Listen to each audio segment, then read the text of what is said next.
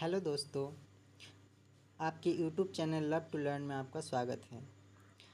आज हम लोग इस सेशन में बात करेंगे कल्टीवेशन ऑफ सॉर्गम के कल्टीवेशन के बारे में। तो आइए हम लोग वीडियो को स्टार्ट करते हैं।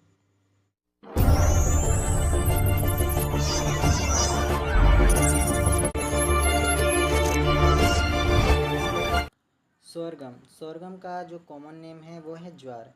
Botanical name sorghum bicolor. Family Gramineae family से बिलोंग करता है सॉर्गम।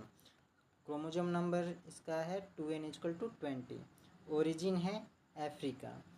अब देखते हैं, हम लोग बात करते हैं मेथड ऑफ सोइंग के बारे में।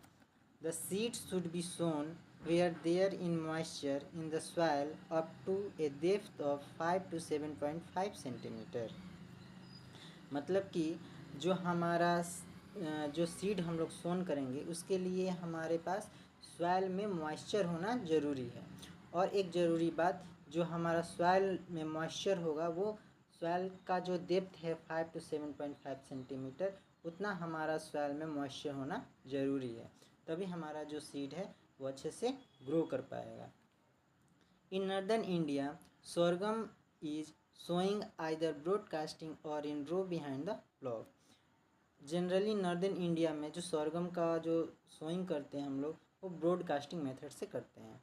ब्रॉडकास्टिंग में हम लोग क्या करते हैं, जैसे कि हमारा जो सीड है उसको हम लोग यूनिफॉर्म वे में उसको हम लोग डिस्ट्रीब्यूट करते हैं फील्ड में। ठीक है। अब अगला हम लोग बात करते हैं सीड और सोइंग के बारे में। सीड रेट हमारा क्या होगा, जो सीड रेट होगा वो 12 से 15 kg पर हेक्टेयर, मतलब कि 1 हेक्टेयर फील्ड के लिए हमारे पास 12 to 15 kg सीड चाहिए। स्पेसिंग के बारे में देख लेते हैं हम लोग। लाइन टू लाइन और प्लांट टू प्लांट स्पेसिंग क्या होना चाहिए सॉर्गम को लगाने के लिए। Line to line 40 to 45 centimetre space होना चाहिए और plant to plant 15 to 20 centimetre space होना चाहिए। अब हम लोग अगला बात करते हैं डेप्थ ऑफ सोइंग जो बीज है हमारा, उसे लगाने के लिए हमारा डेप्थ कितना होना चाहिए, गहराई कितनी होनी चाहिए, वो है 3 सेंटीमीटर। अब हम लोग बात करते हैं टाइम ऑफ सोइंग, मतलब कि बेस्ट सीजन क्या है हमारा जो सॉर्गम के सीड को लगाने का। In northern India first week of July to August, means कि जो नॉर्दर्न इंडिया में हम लोग सीड को सोन करते हैं फर्स्ट वीक ऑफ जुलाई से अगस्त के बीच में। ठीक है। अब अगला हम लोग बात कर लेते हैं इरिगेशन, सिंचाई के बारे में। ठीक है। Normally rainfall 1 to 2 irrigation. अगर बारिश हो जाती है तो हमें 1 से 2 इरीगेशन ज़रूरी होता है। In irrigation is available irrigate the crop at maximum tilling, flowering and grain setting as these stages are most critical for moisture stage. पहले तो हम लोग जान लेते हैं कि क्रिटिकल स्टेज क्या क्या होता है। क्रिटिकल स्टेज में जैसे कि हमारा ट्रिलिंग हो गया, फ्लावरिंग हो गया, grain setting, grain port setting, ये सब हमारा जो क्रिटिकल स्टेजेज में आते हैं। ठीक है। जैसे कि जो हमारा क्रॉप है वो जब ग्रो करने का टाइम आए, या फ्लावरिंग, जब फ्लावर फूल खिलने लगे, हम उसमें फल आने लगे, उस टाइम इरिगेशन बहुत ही ज़्यादा ज़रूरी होता है। उसे हम लोग क्रिटिकल स्टेज कहते हैं। ठीक है। अगला हम लोग देखते हैं about 400 mm of water is required to raise grain sorghum crop. 400 mm water ज़रूरी होता है ग्रेन सॉर्गम के क्रॉप के लिए। ठीक है। अगला हम लोग बात करते हैं फर्टिलाइज़र, खाद कितना % होना चाहिए।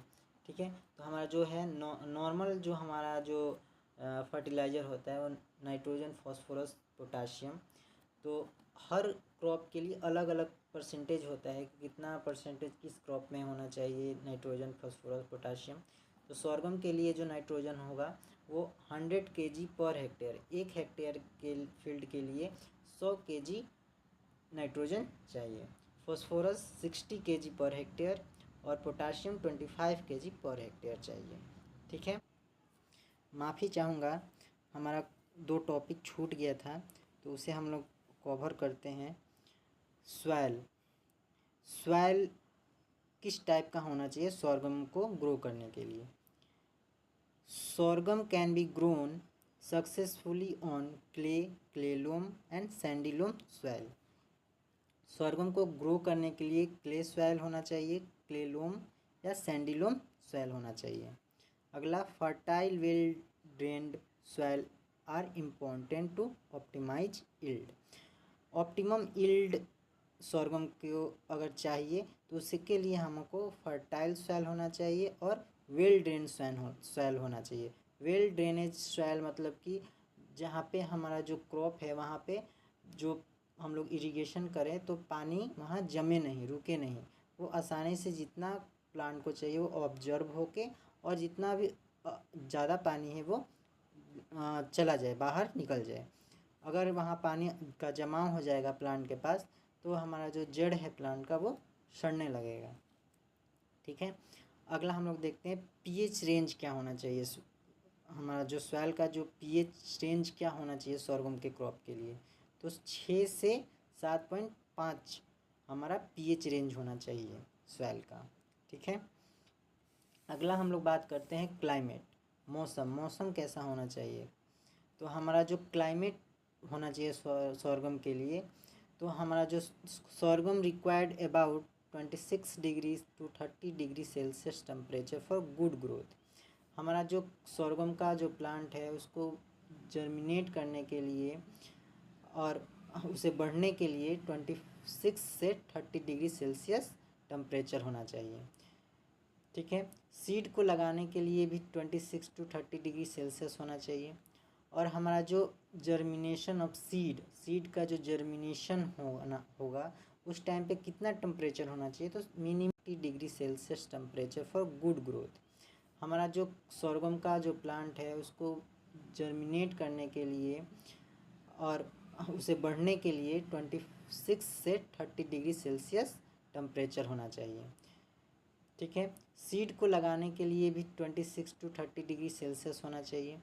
और हमारा जो जर्मिनेशन ऑफ सीड का जो जर्मिनेशन होगा उस टाइम पे कितना टेम्परेचर होना चाहिए, तो minimum temperature 7 to 10 degree Celsius होना चाहिए।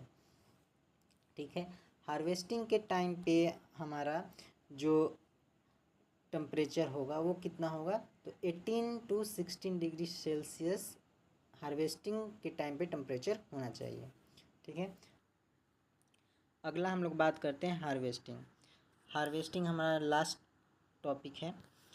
If everything goes well during growing season, farmer usually harvest their sorghum in September to October.